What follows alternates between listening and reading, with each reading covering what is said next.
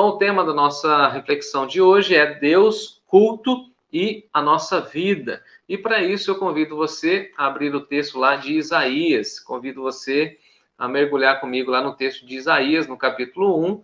Nós leremos aí do verso 10 até o verso 17. O irmão Eduardo já colocou aqui no cantinho da tela e você tem a referência bíblica, tá bom? Isaías, capítulo 1, de 10 a 17.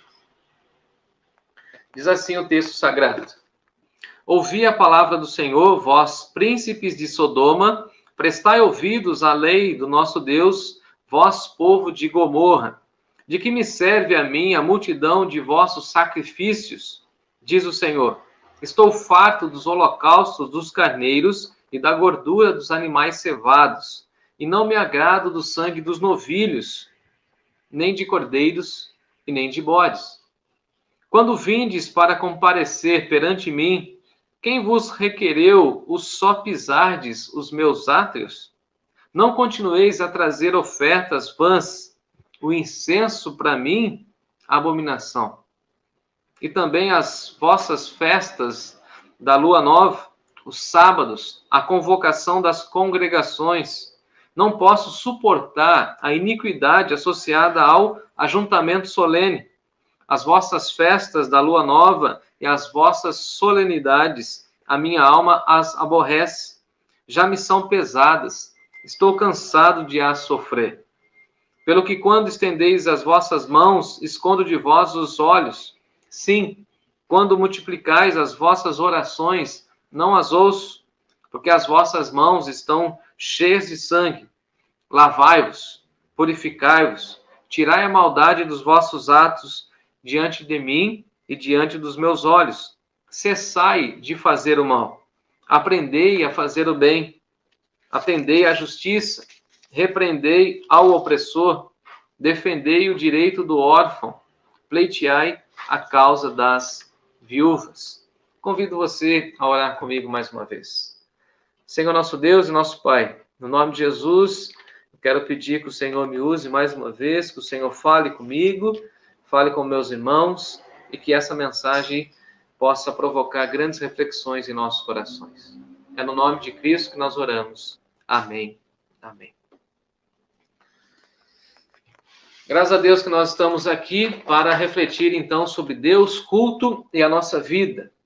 Basicamente, nós estamos diante desse texto, é um texto, como você deve ter percebido aí na reflexão, na leitura, que é um texto extremamente contundente, quando Deus, o próprio Senhor da vida, está questionando a questão dos eventos, dos cultos, porque aparentemente o texto aponta para essa direção, não havia nenhuma relação do culto para com a vida cotidiana. Então, parece que aquele povo estava tão abandonado do Senhor, estava tão, melhor dizendo, distante do Senhor, eles haviam abandonado o Senhor, essa é a acusação de Deus, que eles já não tinham a percepção de que eles estavam em idolatria, de que eles estavam vivendo uma vida dupla, uma vida de hipocrisia, e nós sabemos que o nosso Deus não aprova a hipocrisia, que Deus condena a hipocrisia, e eles traziam então essa hipocrisia, essa iniquidade, essa maldade já instalada em seus corações para o culto,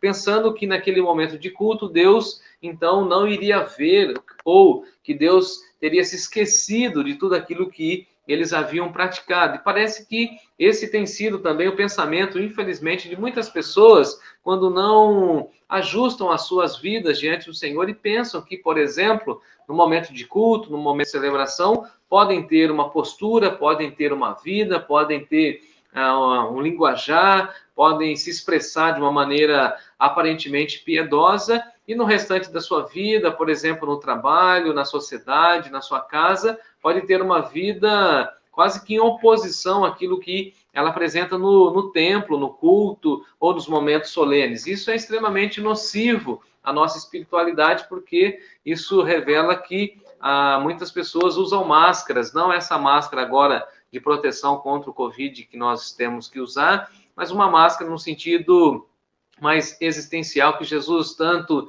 denuncia, que é a máscara da hipocrisia. Pessoas que vivem duas vidas, uma dentro do templo, uma na convivência de pessoas cristãs e outra vida completamente avessa ao cristianismo nas suas relações interpessoais e até mesmo na sociedade, na faculdade, onde tem algum contato. Então, o que Isaías está aqui mostrando para nós, através dessa grande denúncia que o Senhor está fazendo, é que nós precisamos buscar essa conexão entre a nossa devoção a Deus e também o culto e a vida que nós temos. Então, às vezes, as pessoas não entendem isso, porque ser cristão ou ser uma pessoa temente a Deus, caminhar na presença de Deus, na presença de Jesus, tem a ver com o estilo de vida, aquilo que nós chamamos de testemunho. Então, nós não podemos ter um testemunho fora dessa ambiência cristã que desabone aquilo que nós estamos aprendendo. E dessa forma também o texto vai tocar nessa questão da adoração a Deus. Então, Deus aqui está rejeitando esse tipo de culto. E nós então veremos, nesse tempo que passaremos juntos, né? Hoje o nosso tempo de oração foi bem breve por conta de poucos pedidos, mas nós seguiremos aqui até o momento em que o Senhor permitir, tá bom? Então, se você está aí com o seu texto, dá uma olhadinha lá no versículo 10 e você vai ver que o texto começa com uma convocação de Deus. A expressão é ouvir a palavra de Deus e prestar ouvidos. Por que Deus está falando isso? Porque se você está com o seu texto aberto, você vai ver que Deus, lá no versículo 4, estava dizendo que essa nação era uma nação extremamente pecaminosa, carregada de iniquidade. Então, esse povo estava marcado pela iniquidade. Eu já expliquei que iniquidade é aquela condição do pecador que ele já perdeu a consciência, a noção da gravidade do pecado. É aquela pessoa que peca e não sente mais o peso do pecado, ele não sente mais que está ferindo a santidade de Deus. A iniquidade é aquele padrão de vida, por exemplo, de distanciamento de Deus, em que a pessoa vai se distanciando tanto de Deus que ela não se percebe mais longe da presença de Deus, tudo na sua vida vai mudando. Então, aqui todo o contexto vai mostrar para nós que o povo estava abandonando ao Senhor. Se você dá uma olhadinha aí no versículo 4, você vai ver como Deus fala em relação ao seu próprio povo. Dá uma olhada aí, ele chama de raça de malignos. Então Deus está olhando para o seu povo, vendo que eles estão abandonando a fé, abandonando a aliança que tanto eles aprenderam a honrar e a serem fiéis à aliança, e Deus está falando, olha, eles se tornaram raça de malignos, eles estão servindo ao outro lado, eles estão do lado do traidor, eles estão sendo rotulados pelo próprio Deus como filhos do malignos.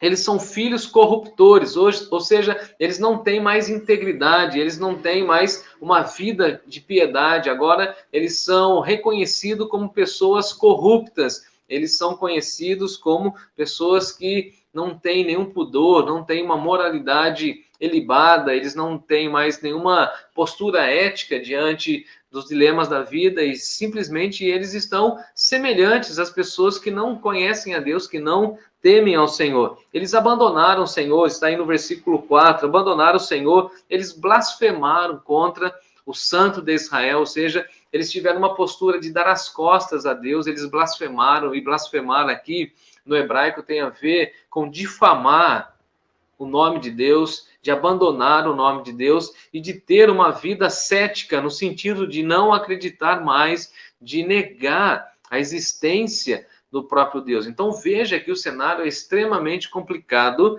e o texto continua dizendo, por exemplo, lá no versículo 6, que desde a planta do pé até a cabeça não há nesse povo nada que tenha uma consciência sã, nada que seja saudável. Então, o próprio Deus falando, olha, da planta dos pés até o alto da cabeça não há nada, absolutamente nada de saudável. Tudo está corrompido. E aí você pode imaginar esse cenário do povo de Deus. Olha, observe que Isaías não está falando de um povo pagão, Isaías está falando do próprio povo de Deus. Então, o próprio povo de Deus estava nessa situação lastimável diante do Senhor. Então, é nesse contexto que Isaías coloca essa expressão de Deus, esse chamado de Deus, esse convite do nosso Deus ao seguinte: ouvir a palavra do Senhor, porque esse povo já não estava mais ouvindo a palavra de Deus, esse povo já não prestava mais ouvidos à voz de Deus, esse povo estava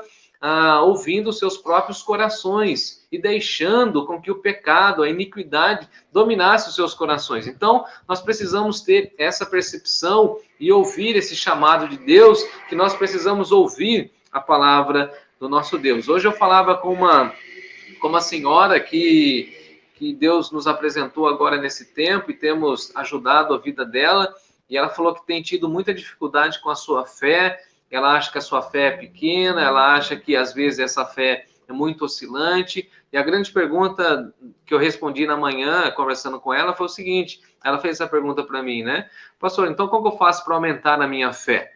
E aí eu me lembrei da expressão de Paulo escrevendo aos Romanos, em que a nossa fé ela é aumentada pela pregação da palavra de Deus. Então, nós precisamos ouvir a palavra de Deus, nós precisamos ouvir a pregação da palavra de Deus, nós precisamos ler a palavra de Deus, porque a fé vem pelo ouvir. E ouvir o quê? A palavra de Deus, a pregação do Evangelho. Então, nós precisamos ouvir a palavra de Deus. E esse é o chamamento de Isaías para o povo: ouvir a palavra de Deus.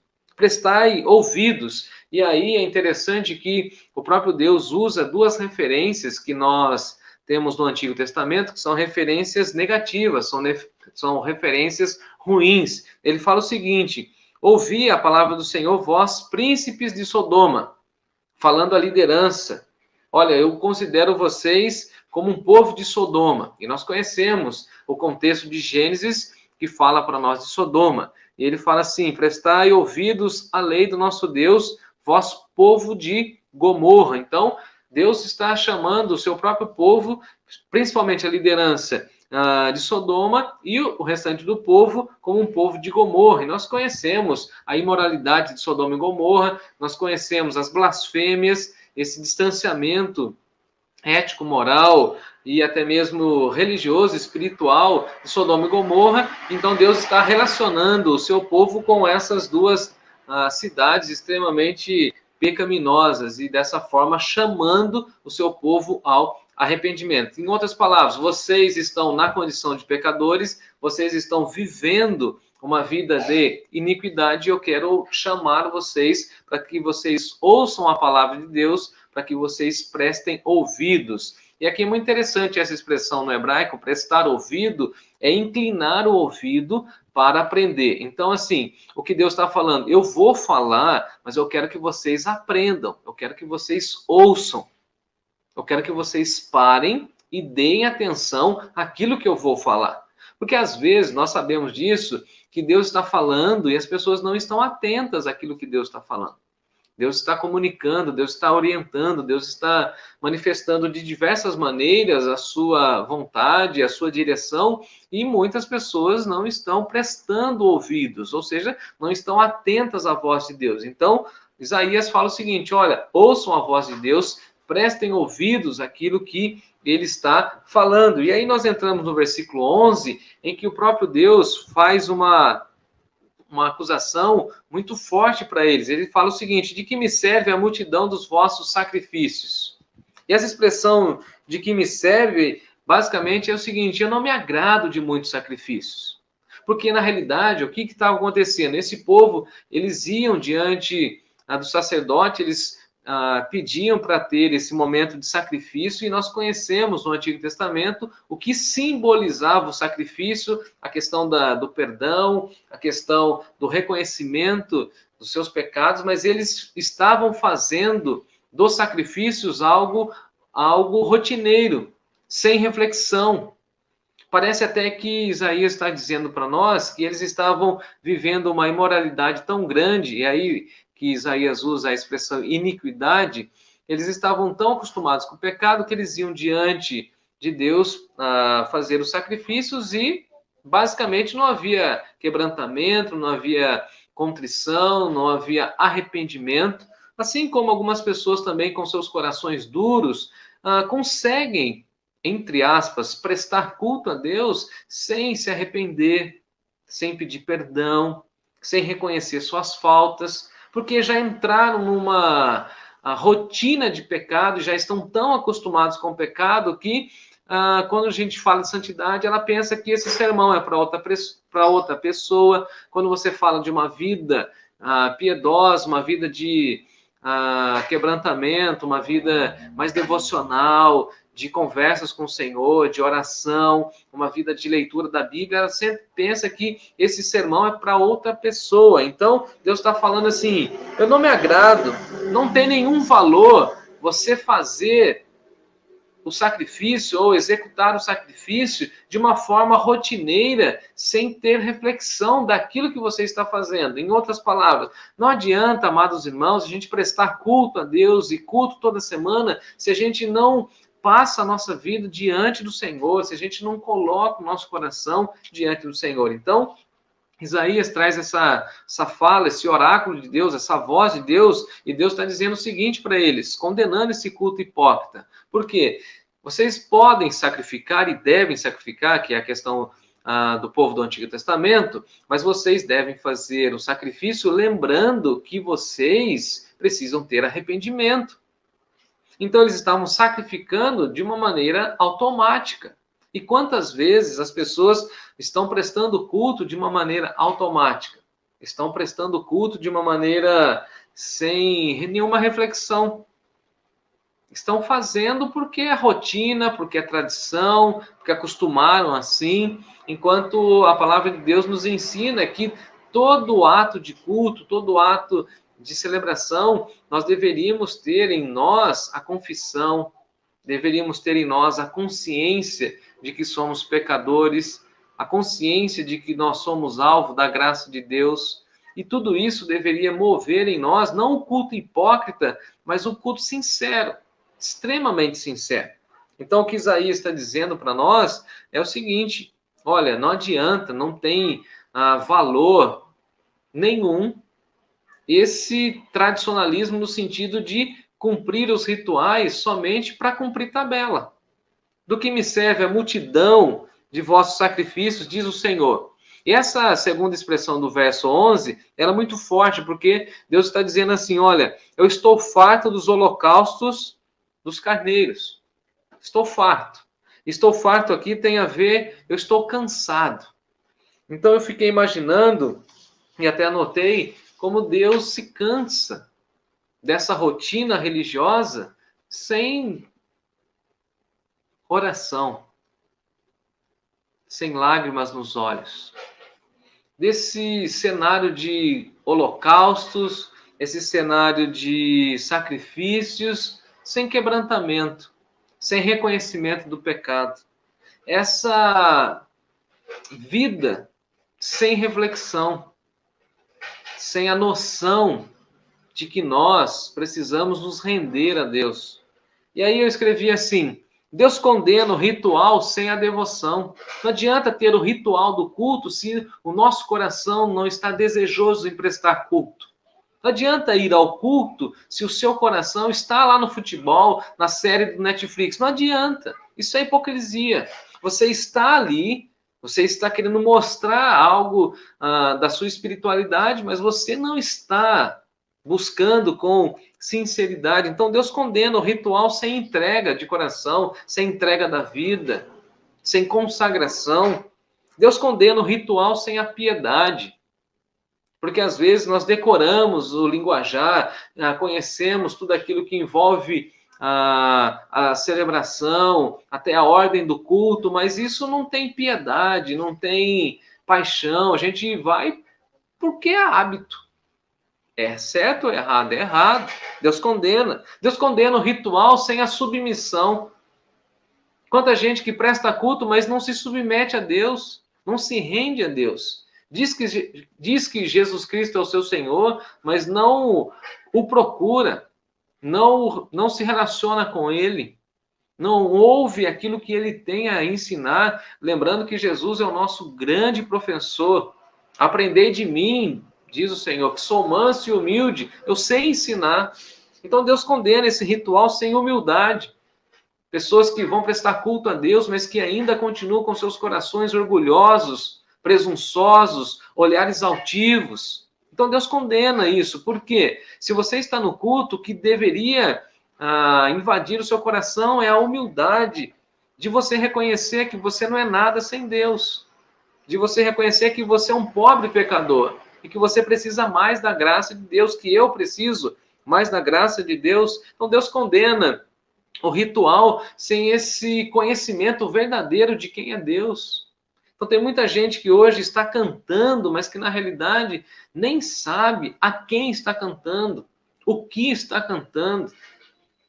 Eu temo até que muitas das pessoas que se dizem evangélicas nem sabem como se expressar diante de Deus, porque aprenderam uma forma, um ritual, e não aprenderam que culto tem a ver com profundidade do nosso coração, com rendição do nosso coração.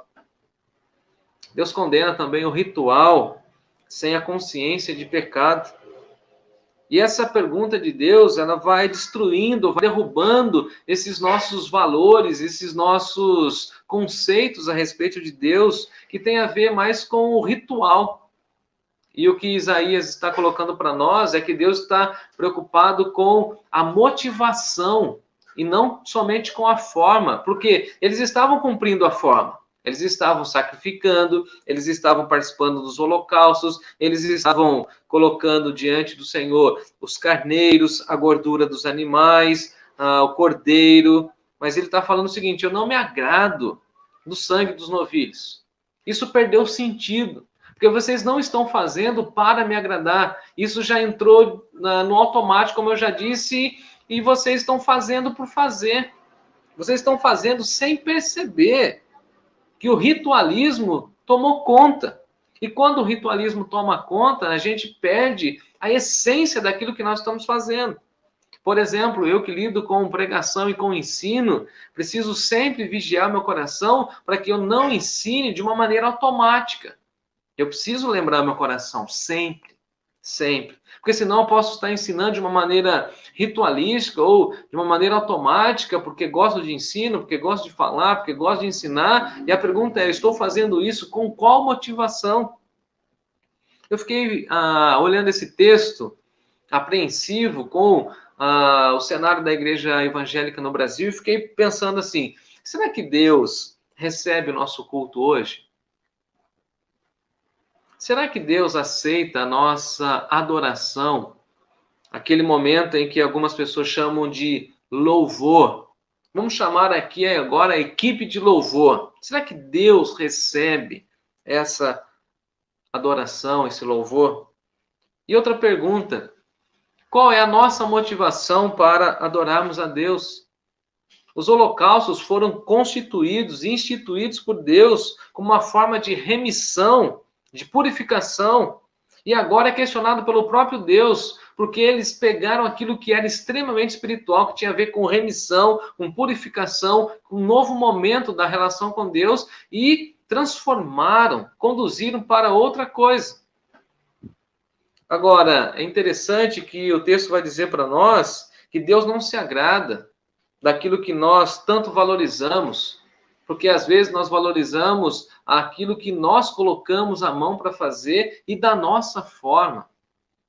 É interessante que até trocamos a essência daquilo que Deus fez para tentar agradar o nosso próprio coração. Isso é pecado.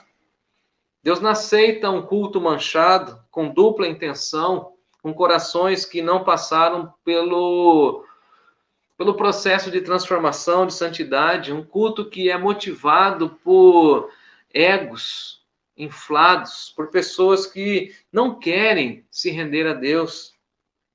Deus não aceita holocausto sem reflexão profunda, e eu diria, Deus não aceita culto sem quebrantamento, sem aquela noção de que nós somos pecadores e de que Ele é excelso. Infelizmente, há muitas pessoas que pensam que o culto é uma plataforma para ela se projetar. E ela quer se aparecer, ela quer se demonstrar religiosa. enquanto o que a Bíblia está dizendo para nós é que nós precisávamos mostrar o nosso temor a Deus, a nossa reverência com as coisas de Deus. Será que as nossas orações, por exemplo, não se tornaram rezas? Será que nós não repetimos as mesmas frases porque a gente não aprendeu o que de fato é oração? Eles estavam sacrificando, eles estavam promovendo os holocaustos, mas eles não estavam entendendo o que Deus estava pedindo deles. Será que às vezes a gente não está rezando ao invés de estar orando? Porque oração tem a ver com devoção. Oração tem a ver com intimidade. Será que Deus também não está farto das nossas reuniões, das nossas celebrações? Será que Deus não está de fato buscando homens e mulheres que estão dizendo: o meu coração é enganoso? E por isso aquela oração de Davi é importante: cria em mim, ó Deus, um coração puro.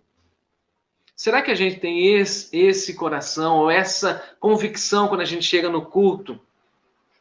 Será que essa é a nossa oração? Cria em mim, ó Deus, um coração puro e renova dentro de mim um espírito inabalável. Eu não quero pecar mais, eu quero permanecer firme.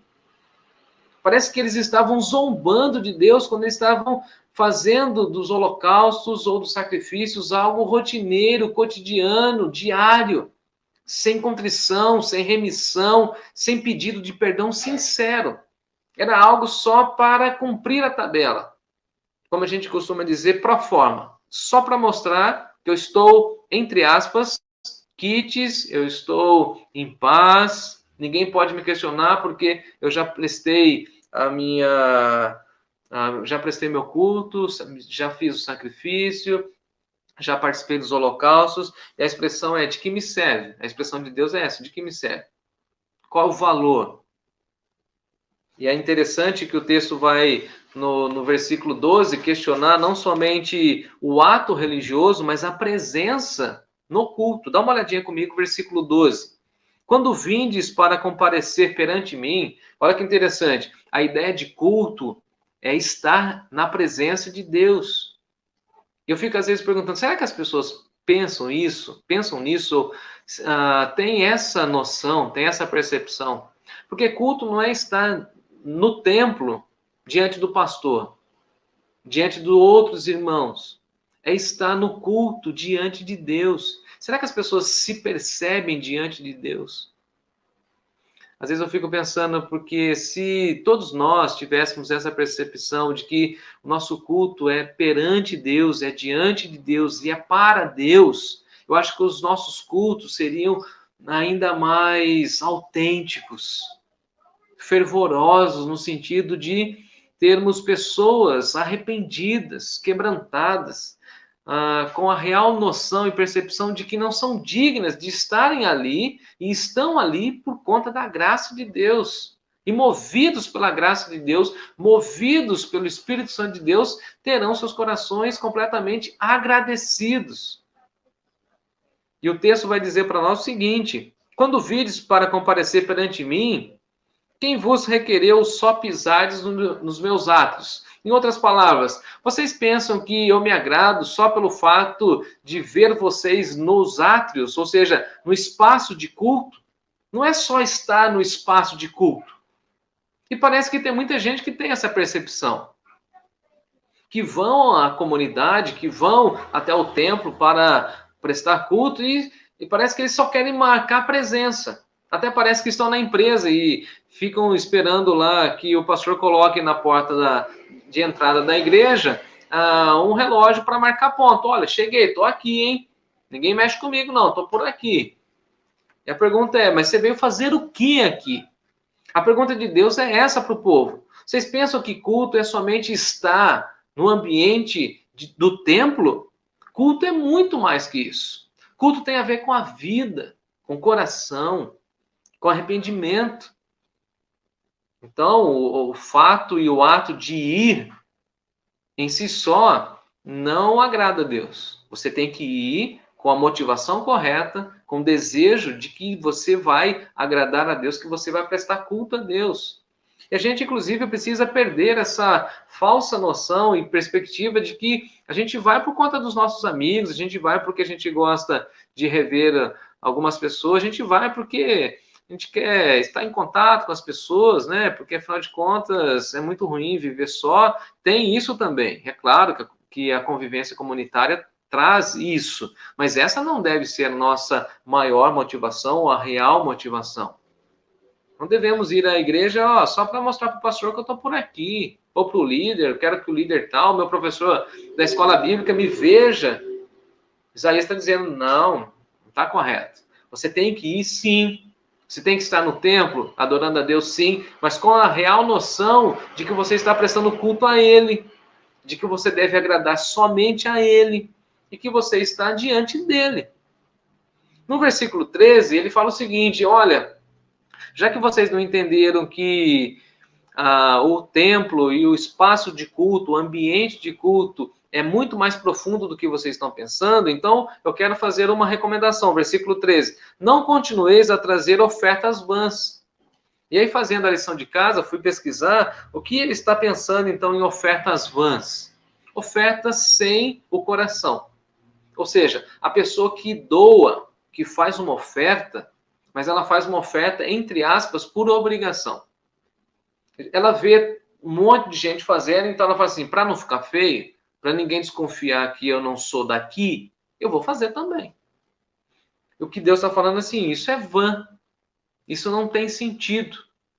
Porque você não está colocando seu coração naquilo. Você não acredita que ofertar a Deus é algo maravilhoso, é algo prazeroso, é algo que manifesta a Deus a nossa gratidão. Então isso é vã, então não traga. Se você não vai entregar de coração, não entregue. E aí vem Paulo e vai dizer para nós que nós precisamos consagrar os nossos recursos ao Senhor e fazer isso de todo o coração. Ninguém pode dar ao Senhor, ninguém pode entregar uma quantia, uma oferta ao Senhor e depois ficar pensando, se eu tivesse pego esse dinheiro e colocado em outro lugar, feito outra coisa, pago essa conta, investido em outro lugar, isso é uma oferta vã. Serve para o caixa da igreja? Serve, mas diante de Deus não tem valor nenhum. Agora, o que o texto está querendo dizer é o seguinte, quando a gente for à casa de Deus, a gente precisa ter consciência de que Ele está lá, que Ele está vendo a nossa motivação quando a gente coloca o nosso envelope no gasofilácio, quando a gente coloca as nossas cédulas dentro do envelope e deposita lá, quando a gente está com o nosso aplicativo fazendo um Pix para mandar uma oferta para a igreja. Mas tem que ser oferta de coração, de gratidão. E ele fala o seguinte, o incenso para mim é abominação. E aí, resgatando um pouco lá do Antigo Testamento, incenso tem a ver com uma oferta extremamente cara. Somente os sacerdotes é que ofereciam incenso ao Senhor, e o incenso tinha a ver com a fumaça que emergia no momento da celebração. E por que, então, eles tinham esse hábito do incenso? Para combater um pouco aquele cheiro do sangue. Haja vista que vários textos vão dizer que Deus está inalando o cheiro suave das celebrações. Então, o que o texto está dizendo é o seguinte, o incenso, essa oferta cara, perdeu o seu sentido e se tornou para Deus uma abominação. O texto fala também das festas da Lua Nova. E a festa da Lua Nova era a ocasião que os profetas faziam aquela festa para celebrar a Deus a agricultura, a grande colheita, a troca de estação.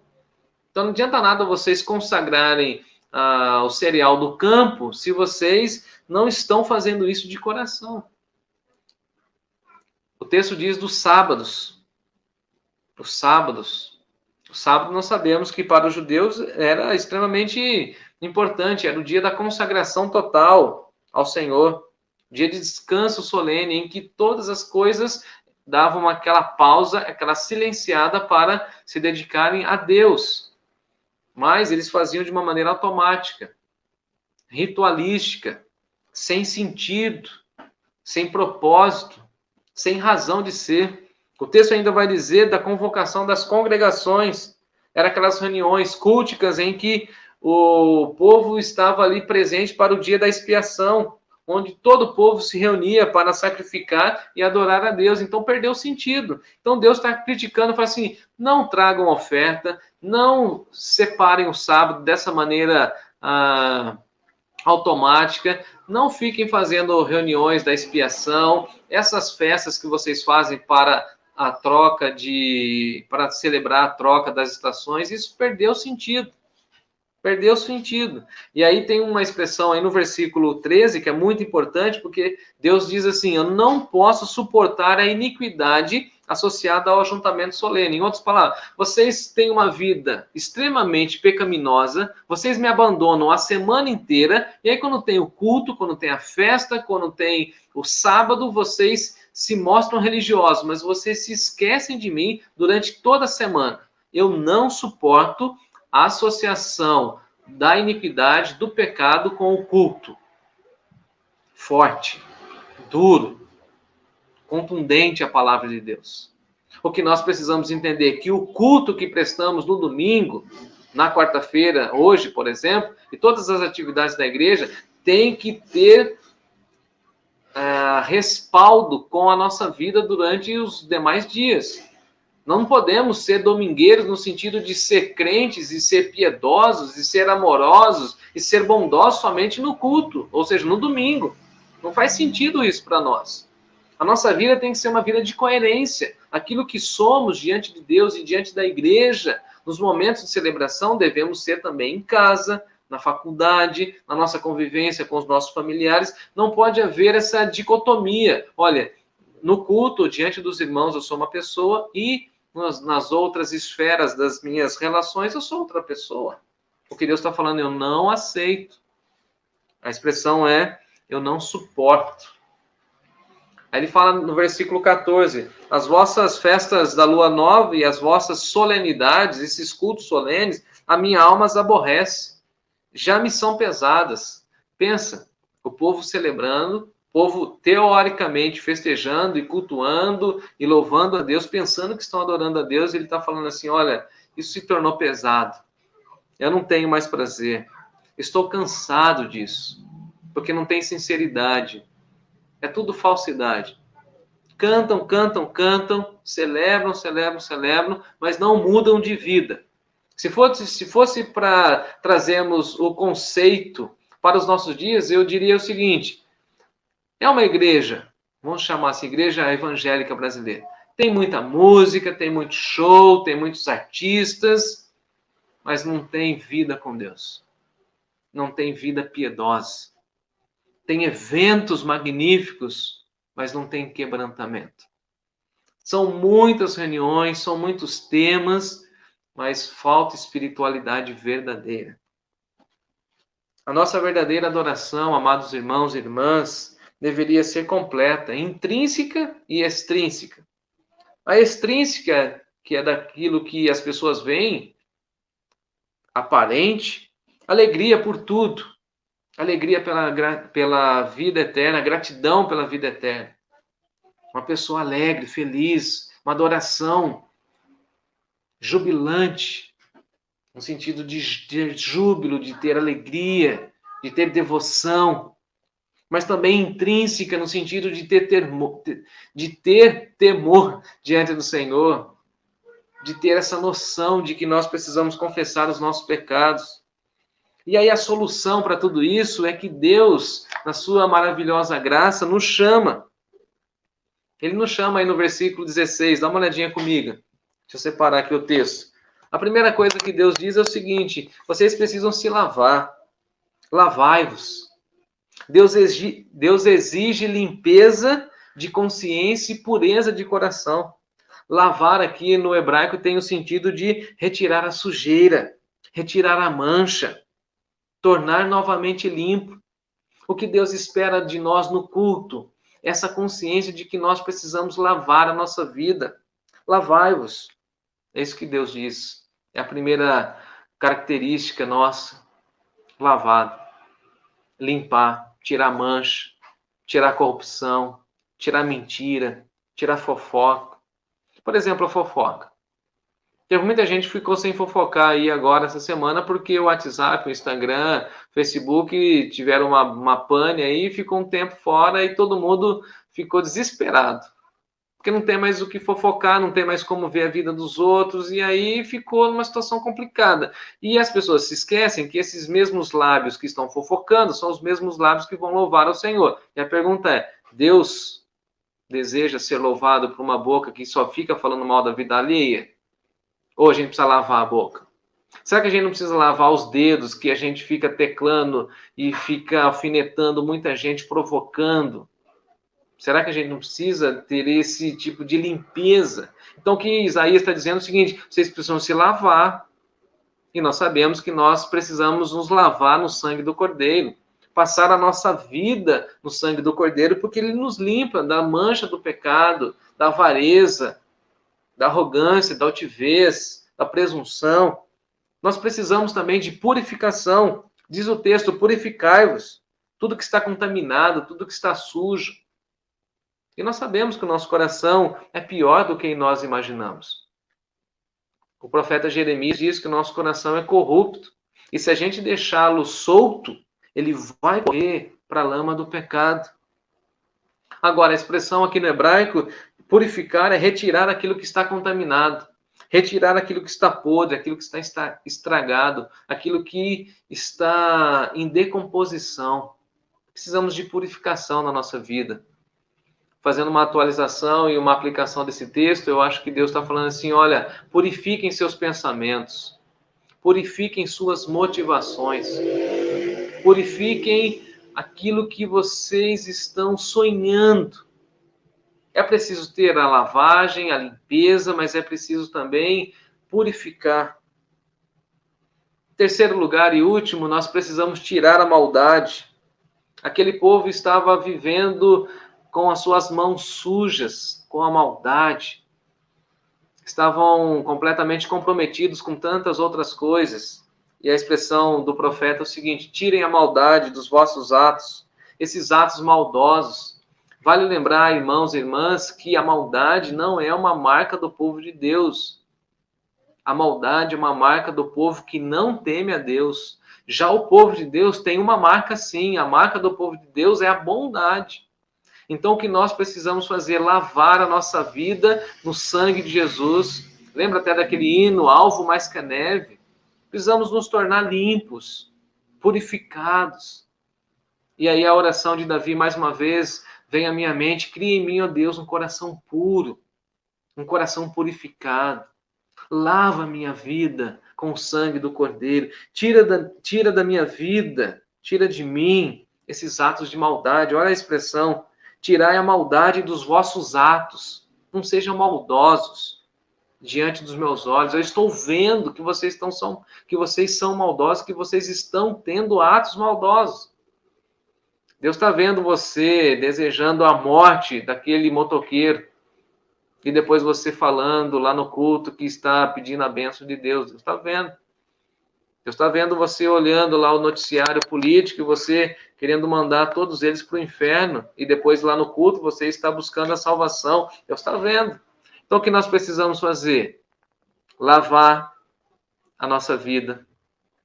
Precisamos purificar as nossas motivações, os nossos pensamentos.